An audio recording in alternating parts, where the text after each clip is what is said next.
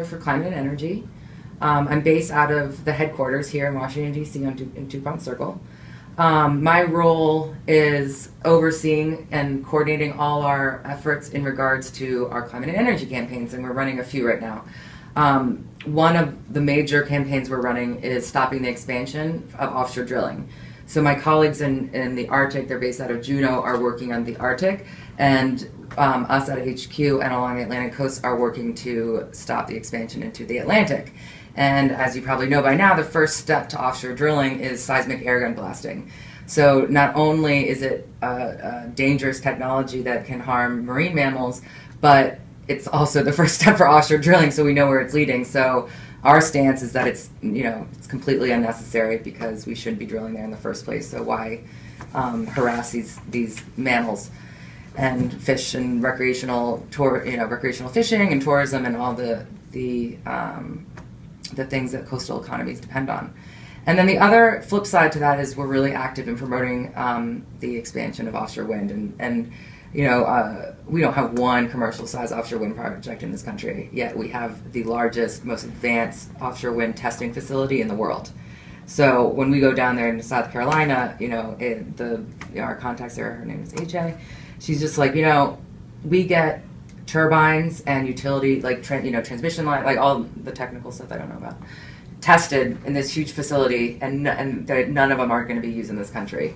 So, it's really important that the American public know that this is a real technology. It's here. It's today. We can do this. Countries have been doing it for decades. We're falling behind. This is one technology that's a clear path forward to get us off of fossil fuels. It's important that for any kind of larger scale or commercial size, really any type of large construction, go under environmental review process. So all of these things need to have an environmental impact statement, which in federal waters, the Bureau of Ocean Energy Management facilitates. BOEM facilitates that process. So we, as an ocean group, really care about the marine environment.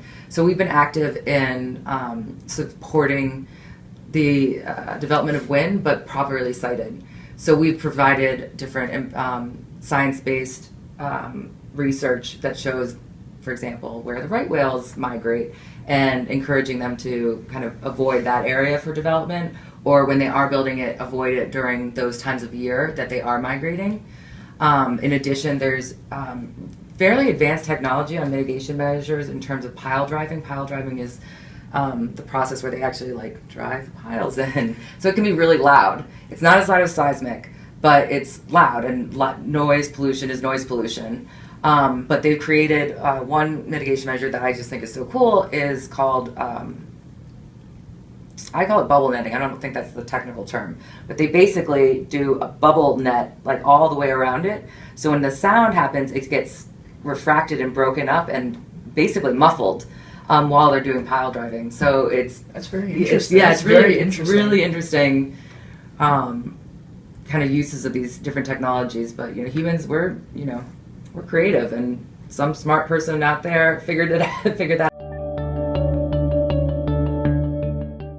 I don't know the technical how it works, but they use vibrations instead of kind of noise.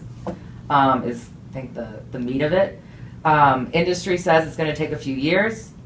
They've said that with fuel efficiency standards.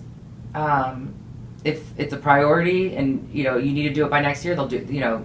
Americans and companies and international companies alike have a history of, you're making me do this? Okay, I'll figure it out,